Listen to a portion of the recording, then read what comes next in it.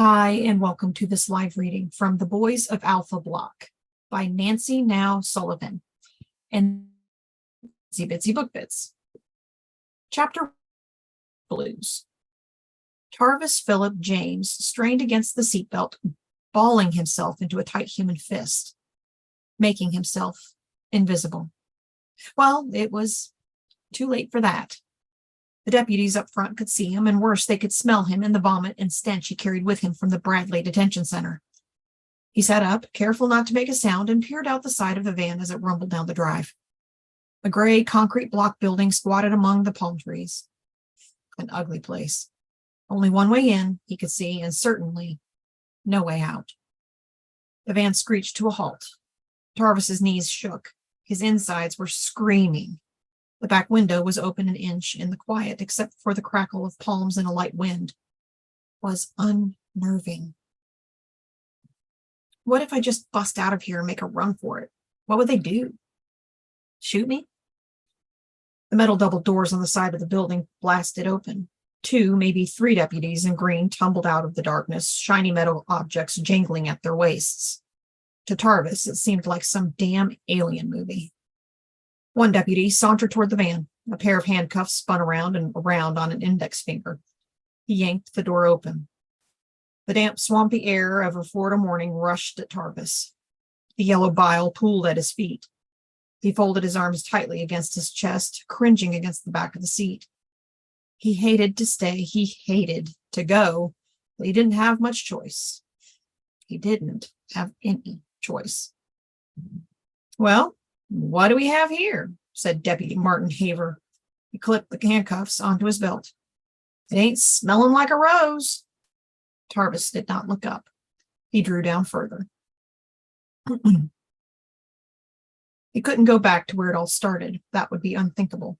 A bitter taste hit the back of his throat. His thighs ached, though he couldn't remember why. His only feeling was panic, like a cornered wild thing. In one swift move, Haver's beefy hand clenched Tarvis's arm. He stumbled out of the van and stood on the asphalt.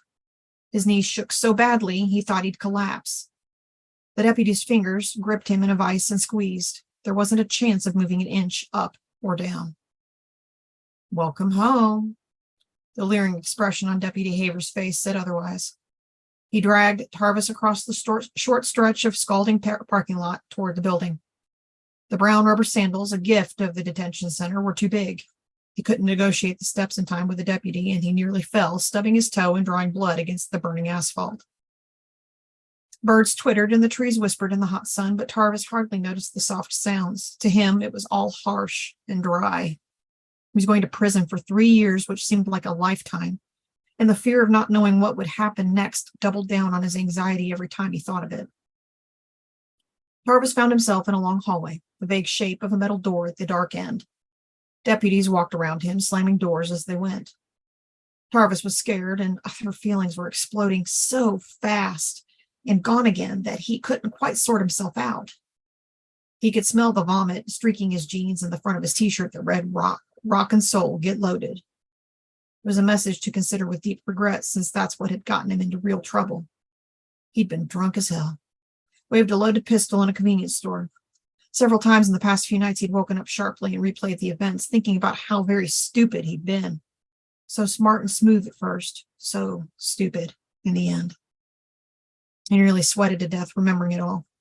His friend Randall had said it would be an easy gig, and who was Tarvis to question that?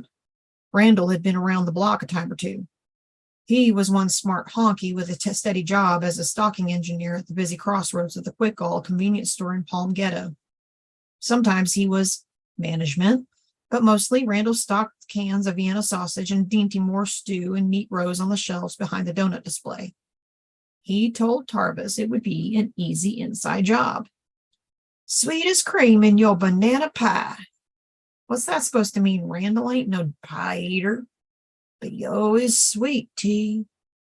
The plan. Randall would set up the time for the robbery, pick up the guns from the flea brain, Ash Keppel. Tarvis, packing, would act as a screen and distraction when it all went down. Randall went down hard. He never knew or forgot that Nidal, the clerk, had a pistol of his own under the counter, and when things got hot, he didn't hesitate to use it on both boys. Tarvis had managed to stay out of the line of fire, but Randall had not. Tarvis had the fleeting thought, as he considered his prison sentence, that Randall was much better off than Tarvis, planted as he was 6 feet under a soft green carpet at Miller Field Cemetery in Pocatello, Florida. It was all Tarvis could do to stay on his feet in that hallway. He tried to straighten up, lifted his chin. Haver was back. "What's this shit?" growled the deputy in a gust of fetid breath. He stood inches from Tarvis's ear, jabbing his finger in the back of Tarvis's shirt that read, "The blues when you need it, Mercenary Blues Band."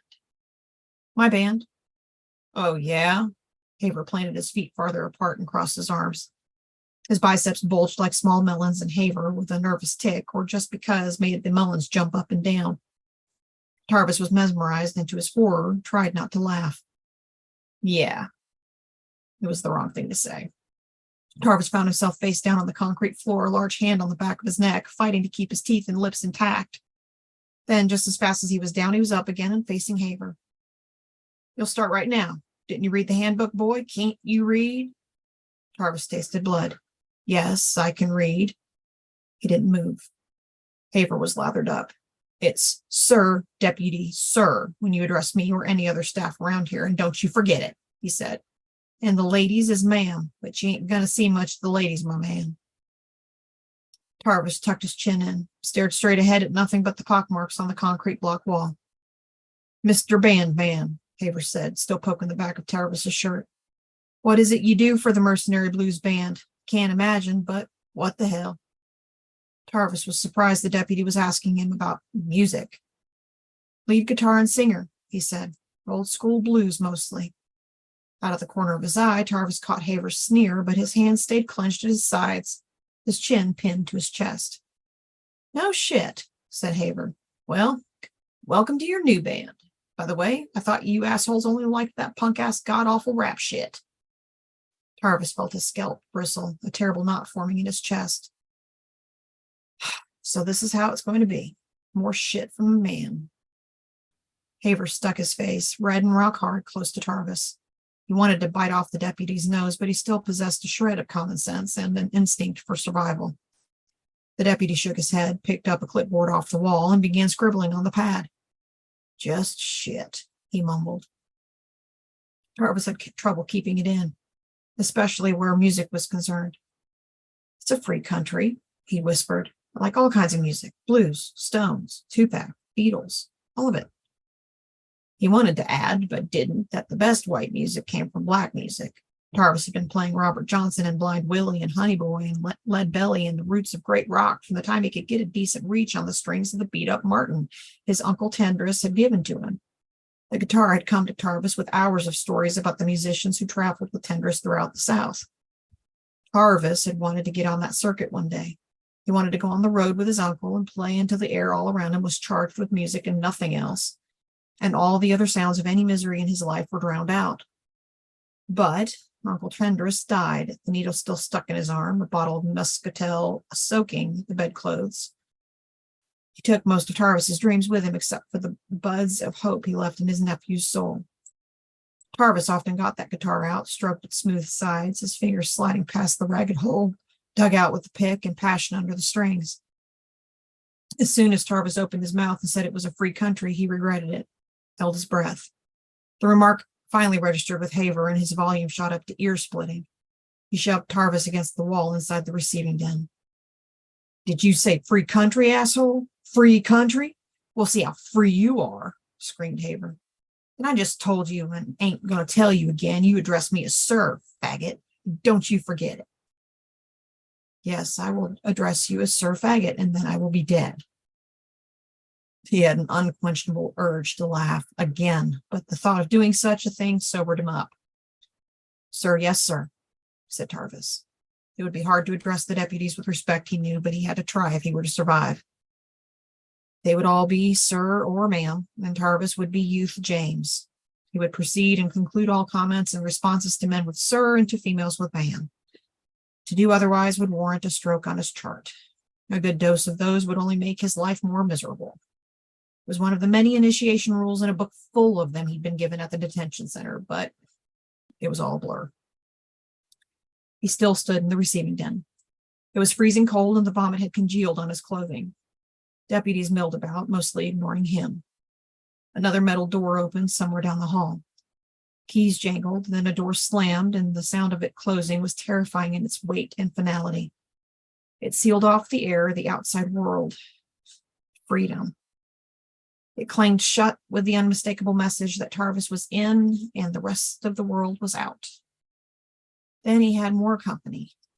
The room seemed to fill with deputies and the smell of doom. All of it a frightening mix, everyone yelling and laughing at once.